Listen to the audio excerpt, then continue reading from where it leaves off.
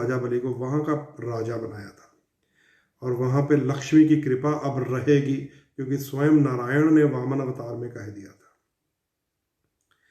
तो वो दुनिया का सबसे अमीर स्थान है, जिसको क्या कहा गया है, यूनाइटेड स्टेट्स। भारत जो है ये बृहस्पति की धरती है। इसको आप अमीर जगह मत समझिए। जो लोग समझते ना अमीर, अगर अमीर होना तो अमेरिका, कनाडा, ऑस्ट्रेलिया जाइए, कोई प्रॉब्लम नहीं है। भारत तो गुरुकुल है, ऋषियों की, मुनियों की, संतों की, गुरुओं की, पीरों की धरती है। विशेष तौर पे ये भारत सनातनी धरती है, हिंदुओं की, सिखों की, बौद्धियों की और जैनियों की धरती है। जो असल सच्चाई है, सनातनियों की धरती है ये, हिंदुओं की, सिखों की, बौद्धियों की और जैनियों की धरती है। इसके अलावा जो जो यहाँ पे आ रहे हैं वो भारत की तरफ आकर्षित होके आते हैं, और भारत सबको स्वीकार करता है। भारत किसी को मना नहीं करता। पिछले जितने मर्जी हजारों सालों का इतिहास उठा लीजिए, हमने कभी भी किसी के ऊपर हमला नहीं किया है, हमने कभी भी किसी की धरती के ऊपर कब्जा नहीं किया है। हमने कई सालों के बाद अभी बहुत उकसाने के ऊपर अभी वो जो सर्जिकल स्ट्राइक होता है ना, वो किया था कई सालों के बाद, वो भी उकसाने के ऊपर, क्योंकि वो हमारा नुकसान कर रहा था। तो अब जो शासक है वो कायर नहीं है, वो उसने सर्जिकल स्ट्राइक कर दिया। चलो हम उस पॉलिटिकल बातों पे नहीं पढ़ेंगे, अपने सब्जेक्ट में रहते हैं। तो भारत जो है वो सनातनियों की धरती है, और वामन का जो अवतार है उसकी आपको थोड़ी बहुत आपको जानकारी होनी चाहिए, क्योंकि वो हमारी प्रैक्टिकल लाइफ से भी जुड़ा हुआ है। वामन भगवान का जन्म कैसे हुआ था आपको पता है? वामन भगवान की माता का नाम है अदिति, और पिता का नाम है ऋषि कश्यप। ऋषि कश्यप की दो पत्नियां हैं, अदिति और दिति। माता अदिति और दिति। जो माता दिति हैं वो जितने दानव प्रवृत्ति के उनके बच्चे हैं, जितने मार्शल हैं। अब दानव का मतलब लोग उल्टा समझ लेते हैं। दानव का मतलब कोई लंबे लंबे दांत, बड़े बड़े सींग नहीं होते, उसको कहते हैं मार्शल। और देव का मतलब उसको कहते हैं नरम से, बेचारे कंफर्ट लाइफ जीने वाले, समझ गए? दानव जो है वो तीर, तलवार, मुष्टक प्रहार, मुक्के से काम चलाते हैं। देव जो है वो युक्तियां ढूंढते रहते हैं, समझ गए? लेकिन आज का युग जो है वो दानव प्रवृत्ति का है। आज का युग जो है वो शस्त्र प्रवृत्ति का है। तो अदिति माता के गर्भ से भगवान वामन ने जन्म लिया था, और दिति माता के गर्भ से जितने फिर जिसको हम दानव कह देते हैं उन्होंने जन्म लिया है। दोनों के पिता ऋषि कश्यप हैं, दोनों सभी ब्रह्मा जी की संतान है। अब मुझे नहीं पता लगता कि जातियां कहाँ से आई, मैं पंडित कहाँ से बन गया ब्राह्मण, कोई क्षत्रिय, वैश्य, शूद्र कहाँ से बने, मुझे नहीं पता। ये वर्ण व्यवस्था थी जो हम लोगों ने अपने नाम के साथ जोड़ी है, समझ गए? तो माता अदिति ने अपने गर्भ की शुद्धि की थी। मैं आपको बता देता हूं, एक व्रत है उसे कहते हैं पयोव्रत। पयोव्रत, जब राजा इंद्र बलि से हार गया था तो वो घबरा कर ऋषि कश्यप के पास गया था। फिर तो ऋषि कश्यप से उसने सहायता मांगी थी।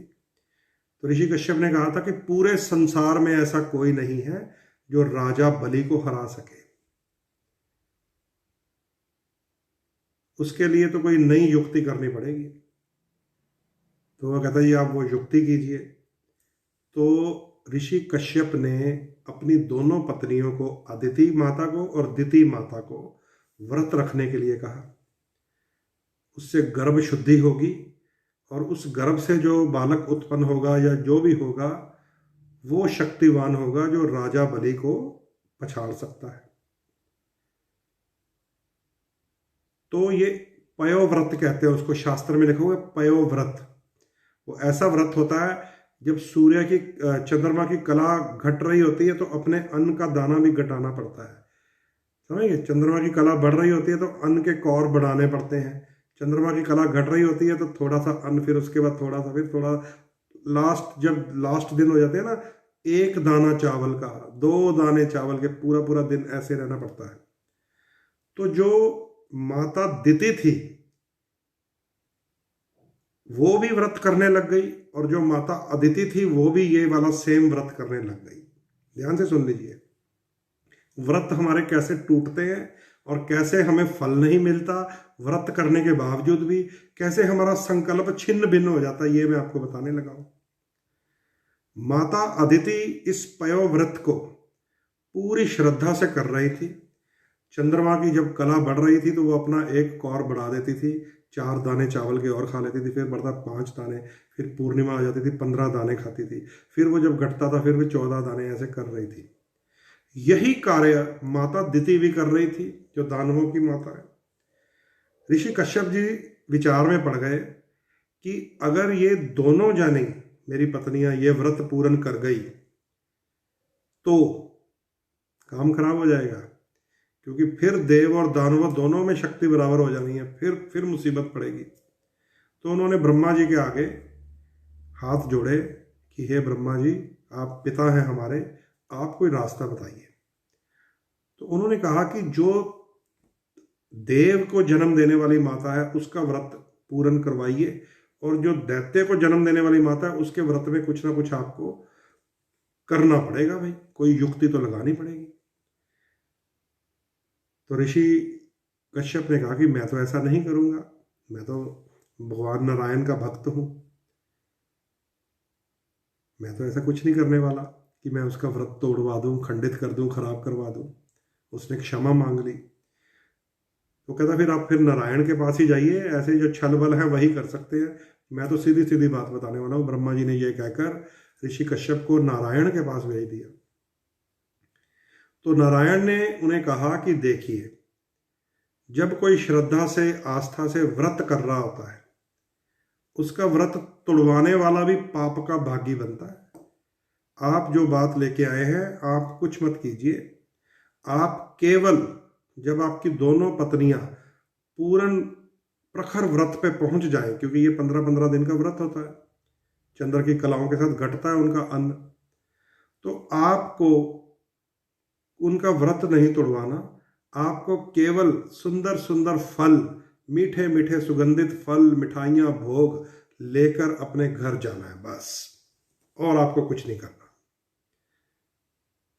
और उस स्थान पे आपको वहां चीजें रख देनी है जहां पे आपकी दोनों पत्नियां व्रत कर रही हैं, बस बाकी मुझ पे छोड़ दो। नारायण ने ये कह दिया।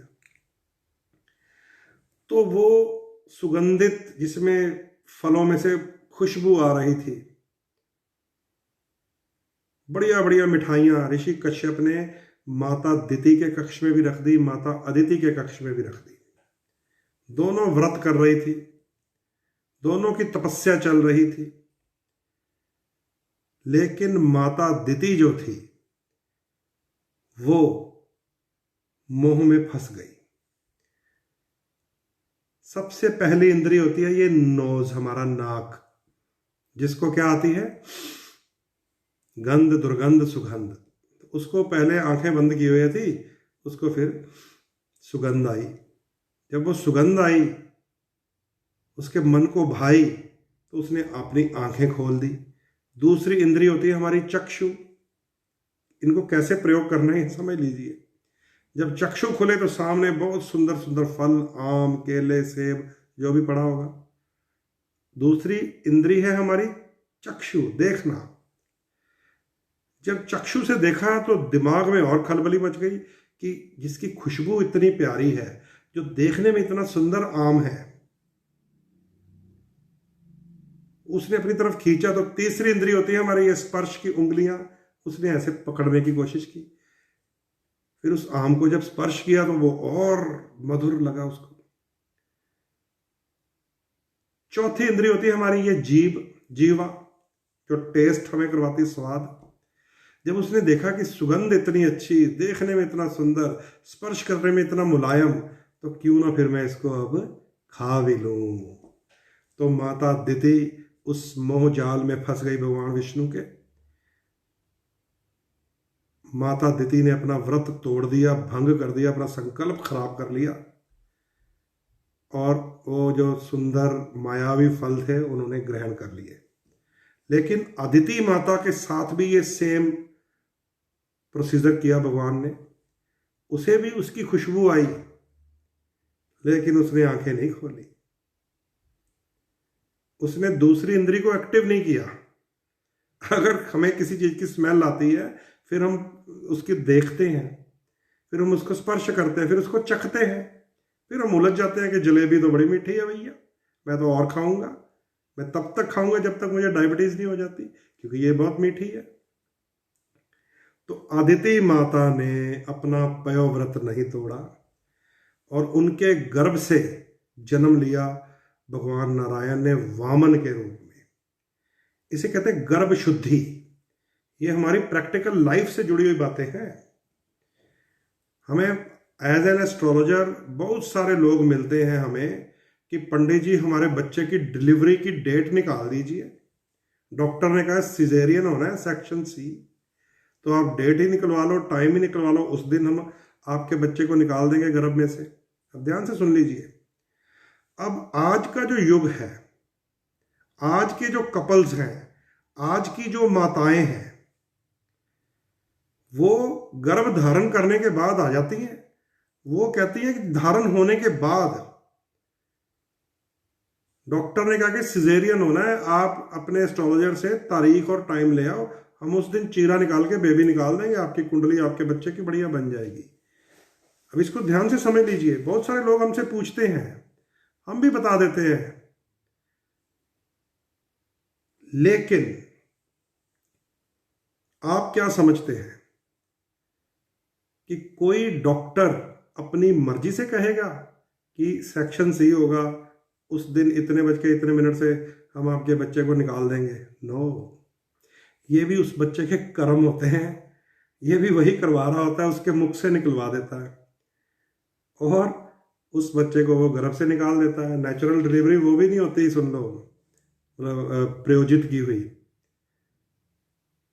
समझिए, वो भी उसके कर्म के कारण वो ऐसे जन्म लेता है और उसका कोई फायदा नहीं होता। क्योंकि आज के कलयुग के जो कपल्स हैं जो ये विधि अपनाते हैं, उन्हें ये पता ही नहीं है कि पयोव्रत का क्या मतलब है, गर्भ शुद्धि का क्या मतलब है। जब गर्भ शुद्धि, जिसको गर्भधान संस्कार कहा जाता है, उसका उपयोग हम करते हैं तो शुभ और शुद्ध रूप से गर्भधान संस्कार होता है, तब उस बच्चे का जन्म अपने आप ही बढ़िया तरीके से होता है।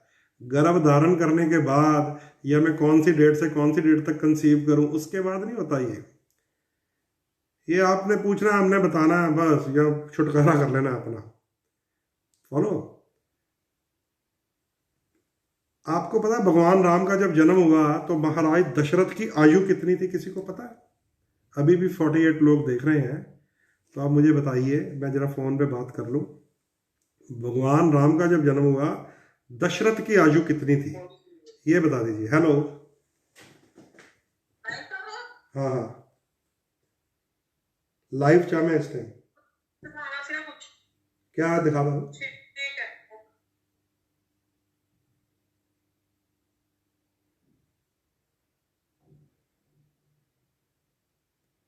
कलर कोई कलरफुल नहीं है कुछ? कलरफुल नहीं है, मैरून कलर है। ਉਹਦੇ ਵਿੱਚ ਲਾਈਨਿੰग ब्लैक कलर है? हाँ वैसे तो चल जाएगा। हाँ, तो महंगे है पर। कटिंग करनी पड़ेगी। हाँ जी, चलो कोई बात नहीं, मेरे उधर लाइव चल रहा है, ਇਹਨੂੰ ਛੱਡ ਦੇ, ਬਾਅਦ ਚ मैं ही डिसीजन लूंगा, ठीक है? ओके। हाँ जी, हाँ जी, 77,000 साल। साजन भार्गव काफी नजदीक है वैसे तो।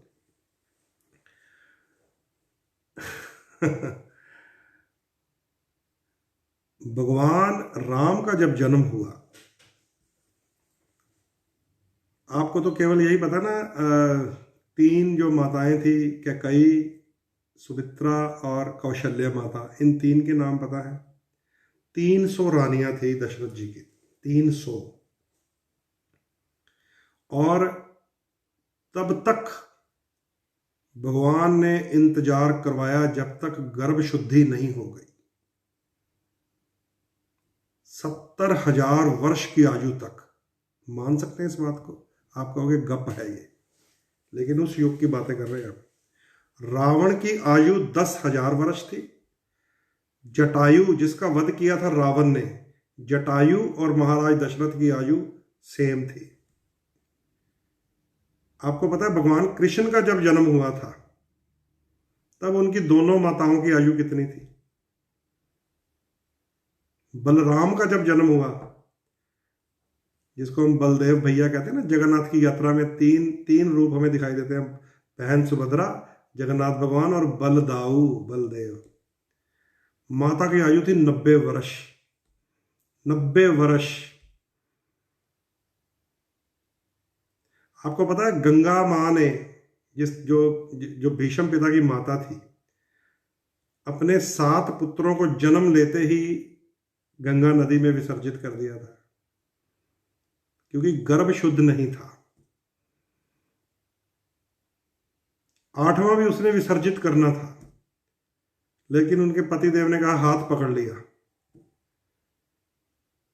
कि नहीं, ये मत करो। तो गंगा ने तो उनसे भी ये संकल्प लिया हुआ था कि आप कुछ पूछोगे तो मैं यहां से आलोप हो जाऊंगी। तो वो गर्भ शुद्ध नहीं थे। 8वें पुत्र का जन्म हो गया भीष्म पितामह के रूप में, देवव्रत के रूप में, और उसने सारी उम्र कष्ट सहे। आखिर उसकी मुक्ति कैसे हुई पता आपको? सारा शरीर तीरों से बिंध गया था, और नारायण जब उन्हें मिलने आए कृष्ण के रूप में, तो भीष्म पितामह ने हाथ जोड़कर कहा कि हे प्रभु, मैंने तो सारी उम्र व्रतों का संकल्प किया, भीषण प्रतिज्ञाएं की, राजगद्दी की तरफ नहीं देखा, विवाह नहीं किया, अपने बच्चों पुत्रों पोत्रों की सेवा में लगा रहा, मुझे ये इतना कष्ट क्यों मिल रहा है? तो प्रभु ने बताया कि माता गंगा ने तुम्हें भी विसर्जित ही करना था। तुम 8 वसु थे जो श्रापित थे। मां गंगा के गर्भ से जन्म लेकर तुम्हारी मुक्ति होनी थी, लेकिन तुम्हारे पिता ने तुम्हें इस योनि में डाला। उसका कारण है कि तुमने 100 वर्ष पहले एक चक्रवर्ती 100 जन्म पहले एक चक्रवर्ती राजा के रूप में एक सर्प का वध कर दिया था, ऐसे ही झाड़ी में फेंका था।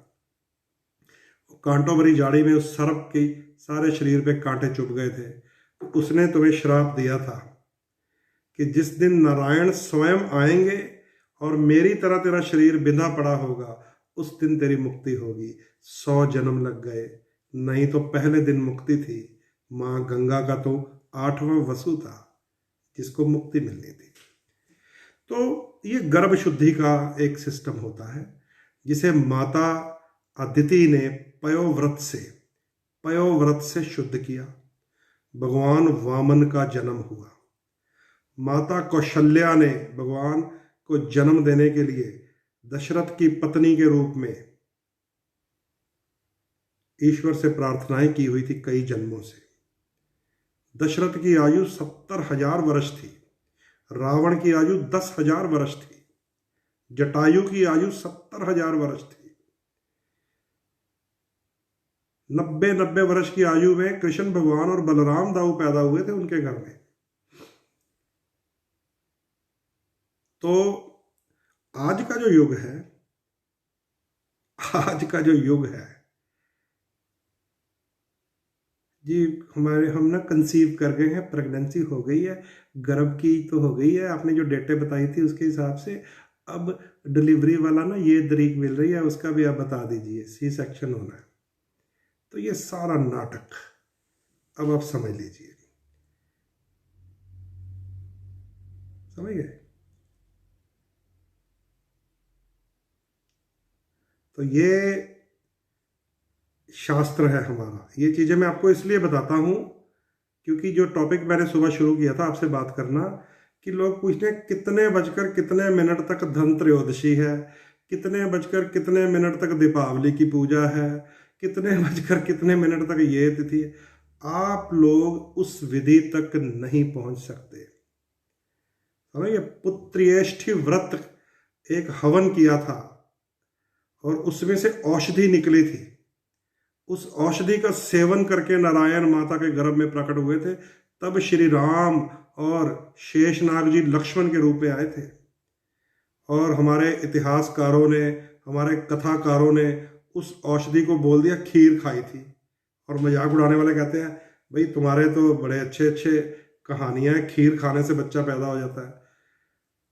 खीर नहीं थी वो, इतनी जबरदस्त औषधि बनी थी।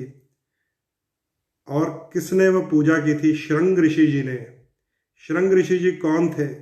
दशरथ के जमाई थे, राम की बहन शांता के पति थे।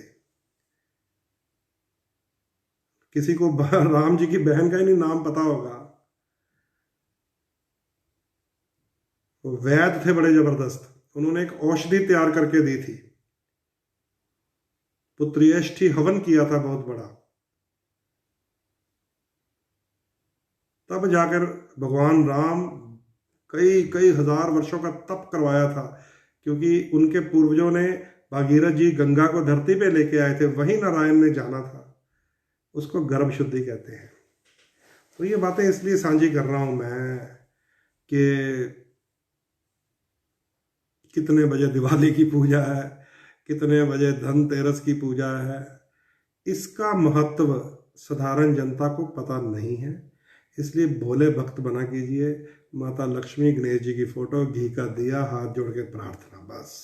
ये जो कितने बजे से कितने बजे तक महानिशित काल, प्रदोष काल, निशित काल, ये केवल उनके लिए है जिन्होंने सिद्धियां करनी है, यंत्र सिद्ध करने हैं, मंत्र सिद्ध करने हैं, रतन सिद्ध करने हैं, कवच बनाने हैं।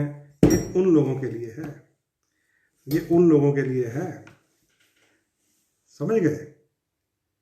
ये उन लोगों के लिए है, आप लोगों के लिए, हम लोगों के लिए नहीं है। ये मैंने भी नहीं सिद्ध करना, मैं तो बीच का माध्यम हूँ बस। मैंने भी किसी आचार्य जी से सिद्ध करवाना है, आप जो मांगोगे उनको दे देना है। समझे? मुझे भी नहीं आती ये विधियाँ, टू बी बिल्कुल ऑनेस्ट एंड फ्रैंक। ये सारी सिद्धियाँ विधियाँ, ये इनके पूजा कौन सी होनी है, इनके प्राण प्रतिष्ठा कैसे, मुझे भी नहीं आती। मैं तो एस्ट्रोलॉजर हूँ, मैं तो कुंडली देखता हूँ, या मेरा ये रुचि है, ये मैं शास्त्र पढ़ता रहता हूँ, है ना, पुरानी कथा पढ़ता रहता हूँ। आधुनिक प्रयोग क्या किया, कैसे एटम बम बने, कैसे तीर तलवार बने, ये वाईफाई क्या है, ये मोबाइल फ़ोन क्या है, ये कैसे बने, इनके पीछे क्या है, किस किस ने रिसर्च की, मैं तो ये पढ़ता रहता हूँ बस। तो इसलिए जो आज का जो मैंने टॉपिक जानबूझ के इस समय लाइव आया हूँ मैं, इसीलिए किया है कि धनतेरस आज नहीं है। धनतेरस जो है वो आज नहीं है, वो कल है। हेलो शर्मा जी, राधे राधे जी। राधे राधे जी। हाँ जी, मैं ਰਜੀਤ ਸਿੰਘ ਨਾਲ ਗੱਲ ਕਰ ਰਿਹਾ ਸੀਗਾ। हाँ जी। ਮੈਂ ਕਹਾ ਤੁਸੀਂ ਉਹ ਪੱਪੀ ਵਗੈਰਾ ਦੀ ਪਾਈ ਹੈ ਨਾ ਫੋਟੋਆਂ, हाँ जी। ਤੇ ਉਹ ਮੈਂ ਕਹਾ ਅਡਾਪਟ ਕਰਨ ਲਈ ਤੁਸੀਂ ਪੈਸੇ ਲੈ ਰਹੇ ਹੋ ਕਿੰਨੇ? ਸਿੰਗਲਾ ਜੀ, ਜਦੋਂ ਅਡਾਪਟ ਵਰਡ ਆ ਜਾਂਦਾ ਨਾ, ਅਡਾਪਟ, ਹਾਂਜੀ ਜਦੋਂ ਕਿਤੇ ਕੋਈ ਕਹਿ ਦੇਵੇ ਨਾ ਅਡਾਪਸ਼ਨ ਹੋਣੀ ਹੈ, ਅਡਾਪਟ ਹੋਣਾ ਵਾ, ਹਾਂਜੀ ਹਾਂਜੀ, ਉੱਥੇ ਪੈਸੇ ਦਾ ਮਤਲਬ ਤਾਂ ਹੁੰਦਾ ਨਹੀਂ ਕੋਈ ਵੀ। ਠੀਕ ਹੈ। ਮੈਂ ਕਹਾ ਵੀ ਜੇ ਮੈਨੂੰ ਚਾਹੀਦਾ ਹੋਵੇ, ਤੁਹਾਨੂੰ ਜੇ ਚਾਹੀਦਾ ਹੋਵੇ, ਤੁਸੀਂ ਬੜਾ ਲੇਟ ਫੋਨ ਕੀਤਾ, ਕਿਉਂਕਿ ਪਿਛਲੇ 5-6 ਦਿਨਾਂ ਤੋਂ ਫੇਸਬੁੱਕ ਤੇ ਚੱਲ ਰਿਹਾ ਸੀ, ਔਰ ਸਾਰੇ ਜਾਣਿਆਂ ਨੇ ਪੱਪੀ ਲੈ ਲਏ ਹੁਣ ਤਾਂ। ਠੀਕ ਹੈ ਜੀ, ਹਾਂਜੀ, ਠੀਕ ਹੈ ਮਾਲਿਕ। ਹਾਂ, ਅਡਾਪਟ, ਜਿੱਥੇ ਅਡਾਪਸ਼ਨ ਆ ਜਾਂਦੇ, ਜਿੱਥੇ ਕਿਸੇ ਨੇ कहता ਅਡਾਪਸ਼ਨ ਹੋਣੀ ਹੈ, ਠੀਕ ਹੈ, ਉੱਥੇ ਸੇਲ नहीं ਹੁੰਦਾ कभी भी। ठीक है, ठीक है प्रभु। ओके जी। ये सिंगला जी हैं, है ना, इन्होंने फेसबुक से देखा होगा कि मेरे पास कुछ पपीज़ थे, मिक्स ब्रीड थी वो। उनके पिताजी हैं लैब्राडॉग, उनकी माता जी है हमारी वाली जो हमारे नीचे रहती हैं। उनके मिक्स से जो बेबी पैदा हुआ है उसको कहते हैं, उसकी ब्रीड का नाम मैंने लिखा है, इंग्लैंड में इस ब्रीड को यूज़ किया जाता है, जैक रसल्स। जो डॉगी हैं हमारे पास, उनका नाम है जैक रसल्स। जो इंडी ब्रीड और लैब की मिक्सिंग से पैदा होता है उसको जैक रसल्स कहते हैं। जिन जिन लोगों ने मेरे से ये पप्पी लिए हैं वो कभी गूगल कीजिएगा, जैक रसल्स। ठीक है, तो जैक रसल्स बच्चे थे मेरे पास। अब देखिए, बहुत सारे लोग अब चलो, इन सिंगला जी ने फ़ोन किया, फ़ोन मेरा ऑन है अगर किसी ने कुछ बात करनी हो। बहुत सारे लोग फेसबुक पे, जब मैंने पप्पीज़ की फ़ोटो डाली है ना, तो मुझसे ये पूछते हैं कि कितने का है, और मैंने कहा ये मैं अडॉप्ट करवा रहा हूँ, आप रेट पूछ रहे हो। मैं कोई कुत्ते बेचने वाला तो है नहीं हूँ, मैं डॉग ब्रीडर नहीं हूँ, ठीक है। तो एक साहब थे, उनके साथ भी मेरी ऐसी वार्तालाप होगी जैसे अभी सिंगला जी का फ़ोन आया था किसी का। मैंने कहा यार, मैंने तो लिखा है साफ साफ पप्पीज फॉर एडॉप्शन, तो लोग रेट क्यों पूछते हैं। उन्होंने जो मुझे बात बताई, मेरे रोंगटे खड़े हो गए। ध्यान से सुन लीजिए, अब बात कहीं और जा रही है। उन्होंने कहा कि आपने तो पप्पीज फॉर एडॉप्शन लिखा है ना, यहां पर तो हमें बेबी अडॉप्ट करने के चांस मिलते हैं, बच्चा अडॉप्ट करने के चांस मिलते हैं, जिनका कोई बच्चा ना हो, है ना, कोई मेडिकल प्रॉब्लम के कारण या कोई ग्रह दोष के कारण। हम भी बोल देते हैं कई लोगों को, भाई आप पैसा खराब मत कीजिए, आईवीएफ टेक्निक में भी मत जाइए, आपके बेबी नहीं होगा, आपको गोद लेना पड़ेगा, ठीक है। तो मेडिकली भी ये बताया जाता है कि बेबी नहीं हो पाएगा, और एस्ट्रोलॉजिकली ग्रह तो मेडिकल से भी पहले बता देंगे। ग्रह उन्होंने तो 5वां घर देखना है, इसमें राहु है, केतु है, शनि है, मंगल है, होगा या नहीं होगा, 12वें घर का क्या संबंध है, अष्टम मृत्यु स्थान का क्या संबंध है, होके तो नहीं चला जाएगा कहीं, कई बार बच्चा एक्सपायर भी हो जाता है। तो हमने तो मेडिकल से भी बिना टेस्ट किए पहले ही बता देना है। अब उन्होंने मुझे बताया कि जिनके बेबी नहीं होता है ना, उनको एडॉप्शन का चांस होता है कि बच्चा गोद ले लीजिए। तो वहां पर अंदर अंदर सीक्रेटली चल रहा होता है। कहने को तो जी बच्चा अडॉप्ट होना है ना, कोई किसी के बच्चे ज़्यादा हैं, कोई गरीब है, कोई मजदूर है, या कुछ भी है, ऐसे कई लोग होते हैं जो कहते हैं जी हमारे पास इतना सक्षम नहीं है, खर्चा नहीं है, 5-5 बच्चे पाल लें, हमारा जो न्यू बेबी होगा हमने अडॉप्ट करवाना है। तो अडॉप्ट का मतलब तो यही होता है कि भैया तुम्हारे बेबी हुआ, उन्होंने ले लेना है। लेकिन वो अडॉप्ट हमने पता कैसे करवाना है जी, कैसे, 2 लाख में करवाना है, 3 लाख में कराना है, लड़का हो गया तो 5-8 लाख में कराना है, लड़की होगी तो 4 लाख में करानी है, ऐसे। तो मैंने फिर अपने मत्थे पे हाथ मारा। मैंने कहा इस, वो जो डॉगी के बेबीज हैं उनका जो लोग रेट पूछते हैं, मैंने तो लिखा है अडॉप्ट बेबीज, कि जो डॉग लवर हैं, जो पेट लवर हैं, वो बच्चे को पाल लीजिए। हमारे पास अच्छे अच्छे पपीज हैं, वो लैब का और इंडी ब्रीड का मिक्सचर हो गया है, उसको जैक रशल्स कहते हैं, गूगल करके देखिएगा, वो ब्रीड मिलेगी आपको। तो वो लोग जो मैनिफिक माइंड होते हैं, जिन्होंने जो बच्चे अडॉप्ट करके भी रेटबाजी करते हैं, वो कुत्ते के बच्चे को अडॉप्ट करते हुए पूछ लेते हैं कितने का पप्पी है, जबकि साफ लिखा हुआ अडॉप्शन